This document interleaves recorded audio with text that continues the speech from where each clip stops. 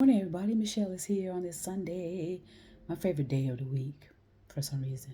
And I've said that for a while, and it's something about the energy on a Sunday. And it has nothing to do with anything, you know, that most people want to associate with Sundays. It's just back in the day, I can remember as a young child, a young girl. It seemed like there was some calmness about a Sunday in our neighborhood in black culture. You could smell bacon in the air, especially in our house. My mom with her grits and the eggs. The TV would be on because we usually all we had is one television that we all would kind of look at or congregate around. Um, it was just a kind of a calm day actually, where people were calming themselves down because they knew they had to go into work on Monday. But still, people still had cookouts, usually in their backyards. Had family gatherings. Usually after church, people would get together and congregate. It was a social affair. It was a face-to-face social affair. So, and I showed you pictures of our community when I grew up. The houses were pretty close together, so it's not like we, were out in nowhere. We were close knit black culture with problems like every other culture has. But it was just the almost kind of like calmness, something about Sunday, and I internalized that. And see, that's what experiences do for you as well. Keep that in mind, because not everybody's childhood is all bad. Okay, and of course it's not all good either. Those are the ones you have to be pay close attention to. The ones who claim it's all good. Just kind of pay attention to it. That's all. And ask a little bit more questions about what does that mean that it was all good, or that it was perfect, or something. And we don't want to get so. It's not that we're trying to, not validate, but we just want to make sure we clearly and effectively understand what they mean. The meaning. We need to ask more questions. Is my point. Instead of just taking some of these words that we have in our dictionaries as meaningful, because a lot of them are meaningless, and they're just a nothing but spinning words that mean absolutely nothing, just spinning words. So it's Sunday. Here I am sitting down and thinking and contemplating and recognizing certain things that are happening in the world, and understanding that yes, this is going to be a significant year, 2023. Something about 2023 that is that's bringing forth some significance for me. And what I'm thankful for is that the second is going to present for me to walk the talk more so in the second phase of my life, which I'm experiencing now. Whereas I can, be able to put it to work, put my knowledge to work, because that's how knowledge is effective too, and impactful. You need to put knowledge to work, okay, and not just have it stored in your brain, so to speak, as if In other words, a library is the building where the library can be destroyed, but the knowledge you gain from what those books and material were in the library, and you internalize it properly, you know, you can use it to experience life with. So, in other words, everything's materialism, so to speak, but the knowledge you can gain from that material inside the library that's the most fascinating part of learning. Absorbing that information and turning it into knowledge, and then using it to manifest itself, to create itself, you know. So it's significant for me because I feel like I'm understanding the factors of what is knowledge. It's not sitting in the classroom. It's experiencing life. It's experiencing living. It's experiencing loving. It's experiencing thriving. It's experiencing striving. It's a constant movement of experiencing, and it don't stop until you go to sleep, and then it still keeps going. We all know that. Even when we're asleep, we're still learning and growing and thriving and loving and blah blah blah blah blah. It continues. Dreaming, So the significance of it is, for me, is that I'm thankful. I'm going to always say that. Thankful to the teachers from all walks of life, whether you were, and how you impact my life. I'm thankful for all of the teachers.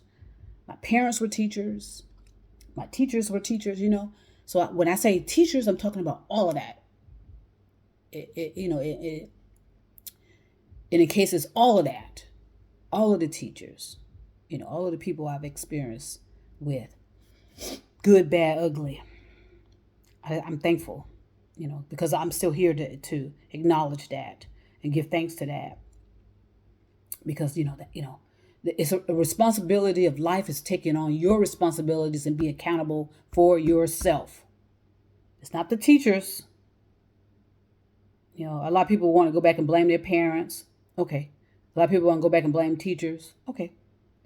Blame this person, blame that person, blame this community, blame those people. They're indoctrinating children. They're indoctrinating people. We love to do that. Start pointing out and blaming people. We love to do that. And, and that tells me that some people still need some growth and some experience. Okay. You need some growth and experience to understand we are all in it. We are all in this. And then I get so annoyed about people coming forward, telling people how much they care so much about this group of people, how much they care about that group of people, and blah blah blah blah blah blah blah. And there's no results to prove that at all. Because this person has been selfish and concerned about themselves, and haven't really necessarily lift a finger to help anybody. Okay, because they don't have any experience, number one. And number two, again, social media allows these fake personas to come forth, and they can tell you anything because they know that no one's going to take the time to research it, because no one has the time.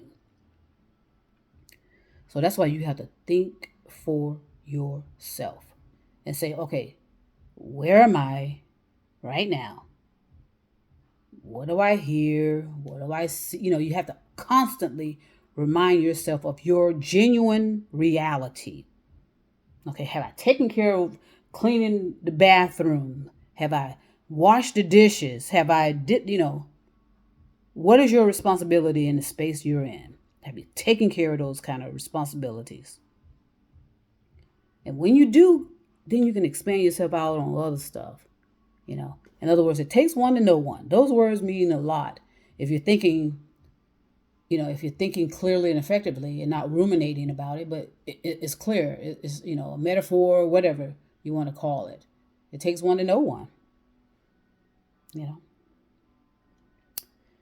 So it's going to be very significant for me as I go forward, because I sense my awareness is peaking every day. I told you, you lay down one day, get up in the next morning, and it's like, whoa, what is going on?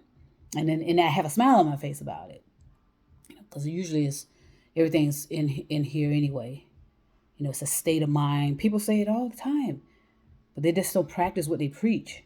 And that's why I get so annoyed with people with quotes. I'm getting annoyed again with the quotes, because people are quoting these dead people that left that legacy. They're using their quotes again. I mean, they're giving these people credit. I notice a lot. You see a lot of people giving people credit, at least from where I view it on my social media platform. But my question is why are we using these quotes of these long lost people? Because that's what's going to happen to people today. Their words are going to be used and abused and what, I don't know. I just don't know the purpose of it.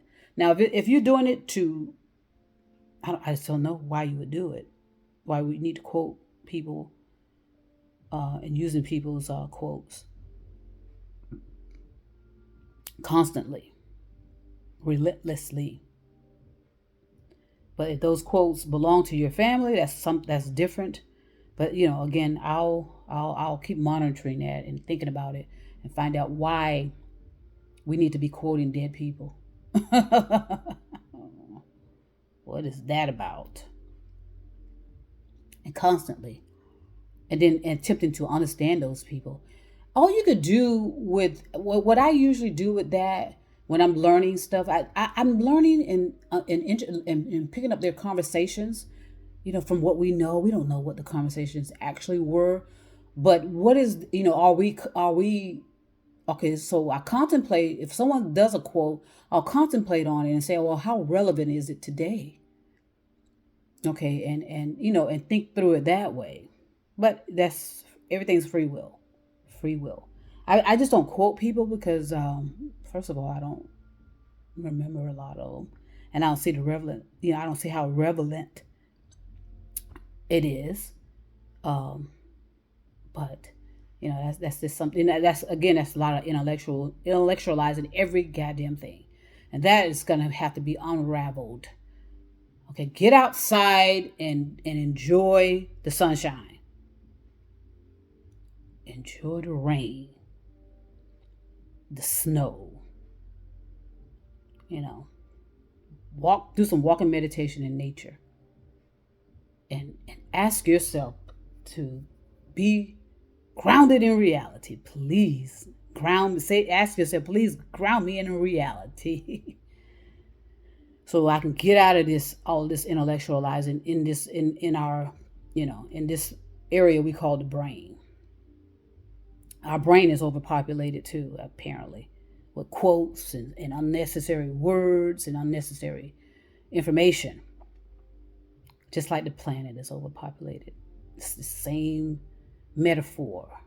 The similarities is like blinding for me, the similarities to things. And that's why I can pick up contradictions, like I said. So I can pick them up very quickly. And that usually happens with people that are visionaries, creative types. That's why I love the creatives. The creatives are wonderful because they give you an expression of, okay, and they're taking perspective on the world. And I think it's amazing. It's amazing to be a creative person, to be able to reproduce something, to have it reproducible. Not necessarily your art, and people are artists but it's an inspiration, I should say, for others to say, okay, this is what's possible. They're staying in their reality and they're producing magnificent work. Now, I told you over a while ago that there's billions and billions and billions and billions of books out there. And it's obvious, and let's not be offended that nobody's reading a goddamn thing. Okay, we just need to be really honest. I'm saying the majority. Of course, there's, those of you that know that this doesn't apply, you know better. You know not to get your ego involved and get all offended. You know that this is not directed towards you. Okay, so we made that clear. So that's why, I mean, to me, the book, what we've done with the book and what we have not done with the book, it's becoming that area is turning into a kind of a gray area. And so we're going to have to make decisions, about, how we're going to educate ourselves and how we're going to attain knowledge, because you need the physical book to make it an experience, almost a living experience, but we're relying on technology to take over, and that's where the downfall is. So, because that technology is dependent on a third party. So all that third party or anybody nefarious has to do is cut the cord, And guess what? Your books on those technology, your all your information is gone. But if you have a physical book, you still have a physical book. So keep that in mind. And all you need sometimes is just one book to read to get you through things. So anyway, I'm gonna go ahead and stop there. I got more to say about this subject because of some revelations that came up just recently about blaming people and how people are still want to focus on what other people are doing, what other people's behavior, not worrying about their own. What are you doing? What is your behavior doing? Because again, the energy of your thoughts are going to put you where you need to be. And those of us that have worked on ourselves and done the taken the necessary steps, we're going to be where we want to be. Okay? So I'm going to go ahead and finish my apple. And I'm going to send peace and love. And trust me, I'll be back.